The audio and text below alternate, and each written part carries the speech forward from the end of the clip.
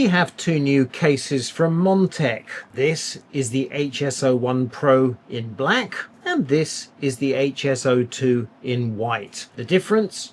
Airflow and glass. The basic HS01 and HS02 come without any fans, and for either £20 or $30 extra, you get 5 120mm fans in the Pro versions. And today we're doing a review of the HS02 Pro.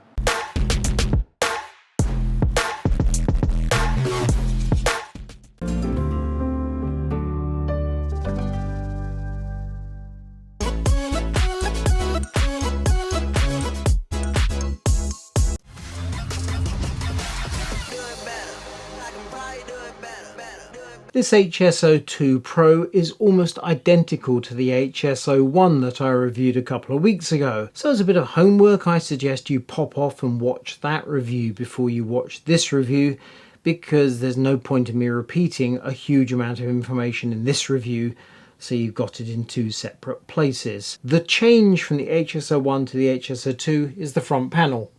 Here it's glass, the HS01 has mesh. I can demonstrate the difference.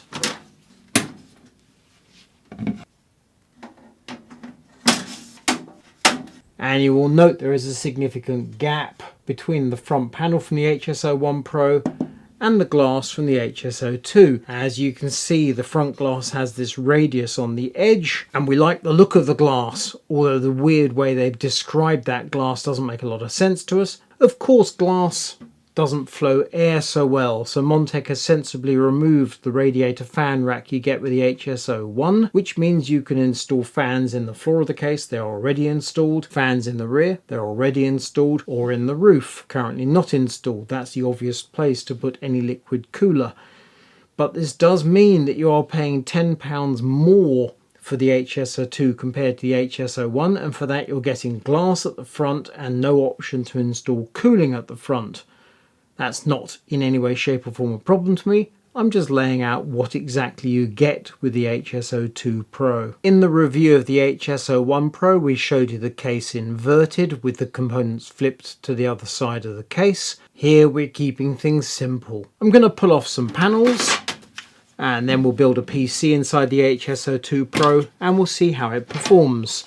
I may not have mentioned this, but the glass on the main panel is clear, whereas with black cases is typically tinted.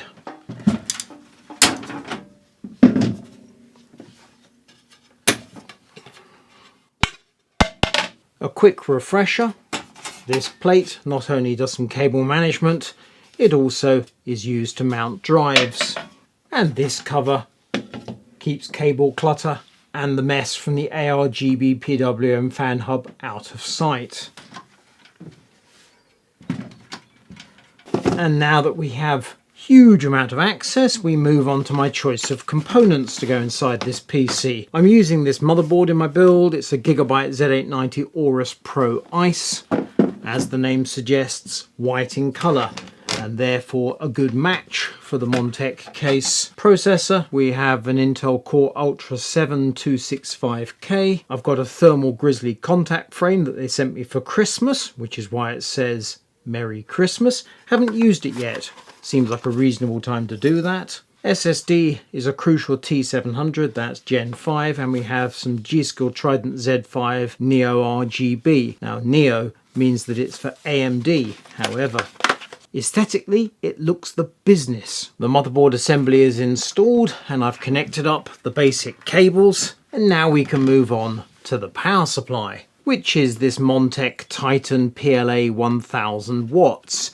As the name suggests, it's platinum rated, white in colour, fully modular, and 1000 watts. You get many cables, each individually stranded and white in colour, which is good, and a bunch of cable combs so you can perform cable management. And it's priced here in the UK at $179.99. With 20 years of PC manufacturing experience, CyberPower PC are the best in the business. With the largest range of parts available in the UK, our team of experienced builders will expertly build and test each system to be delivered to you the very next day. Check out cyberpowersystem.co.uk. You may recall from my previous HS01 Pro review, the power supply goes here.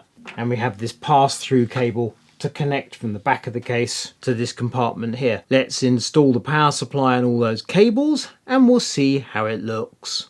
I'm liking the look of this build quite a lot. Let's just take a quick look around the back. Plenty of space and it's neat and tidy. Next, let's install the graphics card. And yes, it's somewhat elderly. It's a Sapphire RX 6950 XT Nitro Plus Pure. But look at the colour. It's a perfect match. And the final part of the equation is the CPU cooler, which is a Montech Hyperflow ARGB 360. All-in-one liquid cooler, 360mm, and naturally white with RGB. Plenty of space. And we're looking good. One thing, I had to remove one corner rubber from each of the 3 fans to create a fraction of space for the block connectors because the fans are linked together to join the power and the RGB connections, and there's absolutely no space to push the cooler back another millimeter or so. So I had to create some. Just install these 2 covers.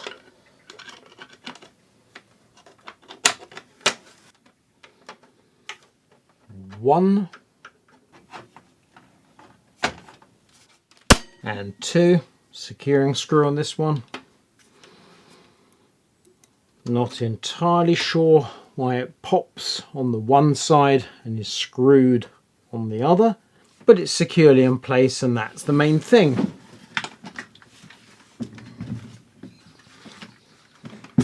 Need to put on some panels.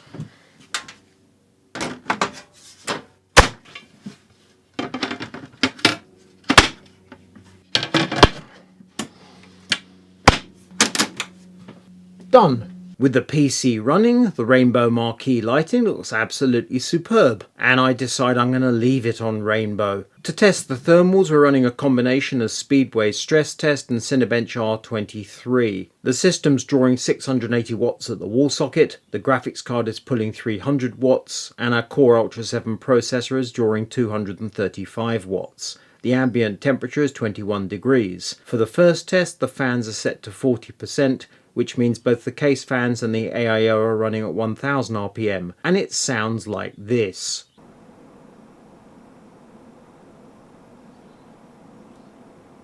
CPU temperature is 85 degrees and the graphics card 66 degrees. For the second test we increased the fan speed to 60%, but curiously the case fans run at 1200 RPM while the AIO fans run at 1400 RPM, and it sounds like this.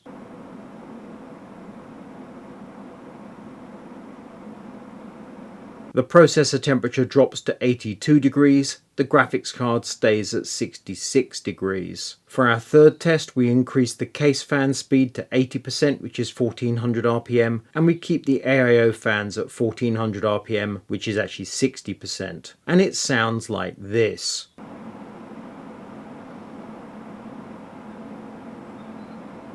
CPU temperature drops 1 degree to 81 degrees, graphics temperature actually increases 1 degree to 67 degrees. For our fourth and final test, we increase the case fans to 100%, which is 1600 RPM, we keep the AIO fans at 1400 RPM, and it sounds like this.